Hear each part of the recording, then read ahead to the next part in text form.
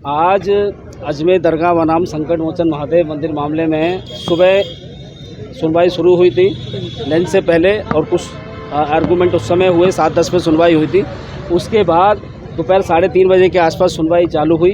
7:10 पे सारी सुनवाई पूरी हो गई। माननीय अदालत ने ऑर्डर रिजर्व किया है और वहीं 7:11 पर भी अब सुनवाई अगली डेट पे होगी और अगली डेट पर ही 7:10 का ऑर्डर आएगा और अगली डेट पर ही 7:11 पर सुनवाई होगी। और मैं मानता हूं कि 7:10 उनकी खारिज होगी।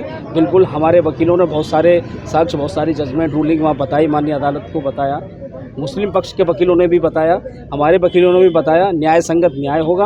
उनकी याचिका जो आपत्ति है वो खारिज होगी और मैं मानता हूँ 7:11 में उनकी खारिज होगी और खारिज होने के बाद सर्वे का रास्ता साफ होगा। जैसा कि हमने दावा किया है कि वहाँ संकट मोचन महादेव मंदिर था, वहाँ शिवलिंग था, जहाँ दरगाह भी मौजूद है।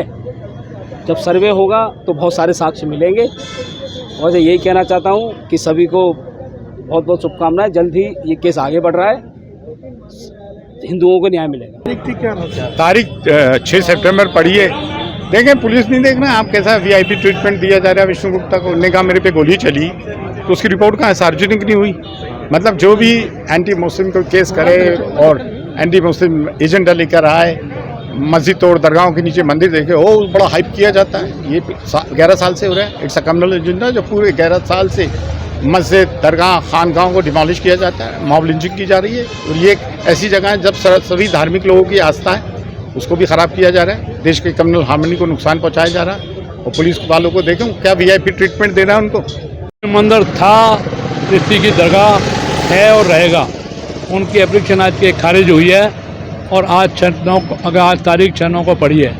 आगे भी हमारा परमपिता परमेश्वर पर, भगवान श्री गणेश, रघुनाथ जी, भगवान श्री राम, हनुमान जी पर पूरा भरोसा है। जीत निश्चित हमारी होगी क्योंकि हम सत्य की नींव पर खड़े हैं, झूठ की नींव पर नहीं खड़े। भारत माता की जय। आज सुबह पहले लंच के पहले सुनवाई हुई थी 2 प्रार्थना पत्रों पर, आदेश 7 और नियम 10 के अंतर्गत। उसमें 2 प्रार्थना पत्र, एक एएसआई की तरफ से और एक अल्पसंख्यक मंत्रालय की तरफ से दाखिल किया गया था। दोनों प्रार्थना पत्रों में जो आदेश 7 नियम 10 है उसकी भावना ये कहती है कि अगर हमने सूट जो है गलत न्यायालय में पेश किया है, गलत क्षेत्राधिकार में, तो वो दूसरे क्षेत्राधिकार के न्यायालय में पेश किया जाना चाहिए। लेकिन वो वहाँ पर उसके अंतर्गत प्रार्थना पत्र नहीं लगाया। प्रार्थना पत्र के अंदर के जो कंटेंट्स हैं वो 79 और 80 सेक्शन के हैं, जो कहते हैं कि हमें नोटिस नहीं मिले, सरकार को पार्टी नहीं बनाया। तो प्रार्थना पत्र की भावना और प्रार्थना पत्र के शीर्षक की भावना दोनों एक दूसरे के विपरीत जाती हैं। उसमें वो किसी तरीके का अनुतोष नहीं मांग सकते थे। ये हमारा न्यायालय के समक्ष प्रस्तुतिकरण रहा।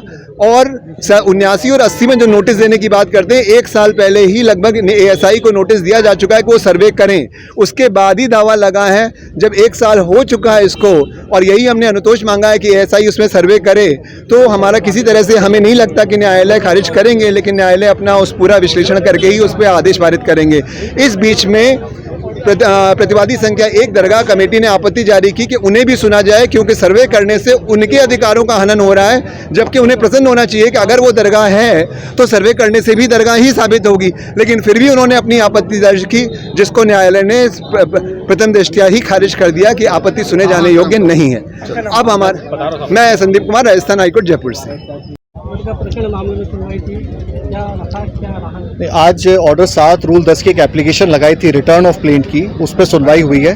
पर मेरा फोकस जो है 3 तारीख को हाई कोर्ट में सुनवाई पर है। हाई कोर्ट के अंदर ये कहा गया है कि अश्विनी कुमार के केस में गाइडलाइंस दी गई हैं। उन गाइडलाइंस में कहा है कि मैटर की सुनवाई आगे क्यों नहीं की जा सकती। तो क्योंकि प्लेसेस ऑफ वर्शिप का एक्ट अभी भी लंबित है, वो मैटर अभी भी सुप्रीम कोर्ट में लंबित है, तो उसकी लाइट में गवर्नमेंट ऑफ इंडिया और सभी को नोटिस जारी कर राजस्थान हाईकोर्ट सुनवाई 3 तारीख को कर रहा है। तो अभी हम उसका वेट कर रहे हैं और यहाँ मैटर 6 तारीख को लगेगा। अगली तारीख कितनी तारीख है? 6 तारीख, अगले महीने की 6 तारीख को लगाया गया।